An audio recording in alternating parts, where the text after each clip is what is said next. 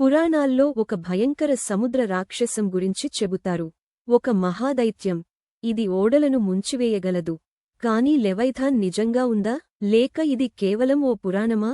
ఈ రోజు మనం లెవైథాన్ మిస్టరీని పరిశీలిద్దాం. లెవైథాన్ అనేది ప్రాచీన గ్రంథాల్లో, ముఖ్యంగా బైబిల్, యోబు గ్రంథం మరియు యూదు పురాణాల్లో పేర్కొనబడింది. దీనిని అతి భారీ సముద్ర నాగం లేదా అగ్ని ఉగిసే రాక్షసం అని చెప్పబడింది.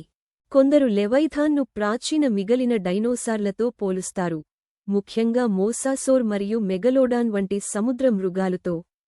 ఇది ఒక ఆధునిక సముద్ర జంతువు, బ్లూ వేల్ లేదా స్క్విడ్ కావొచ్చని కొందరు శాస్త్రవేత్తలు అభిప్రాయపడుతున్నారు. కొన్ని కథనాలు చెబుతున్న ప్రకారం లెవైథాన్ ఇప్పటికీ సముద్రాల్లో లోతుగా దాగి ఉంటుందని నమ్ముతారు. సముద్ర గర్భంలోని 90% భాగం ఇప్పటికీ అన్వేషించబడలేదు, కాబట్టి ఇంకా తెలియని రాక్షసాలు ఉండవచ్చని కొందరు అంటున్నారు. పురాణాల ప్రకారం ఇది దేవుని సృష్టిలో అతి శక్తివంతమైన సముద్ర మృగం. శాస్త్రవేత్తలు దీన్ని ఒక అపోహ లేదా భూతద్దంతో చూసిన సముద్ర జంతువుగా భావిస్తున్నారు.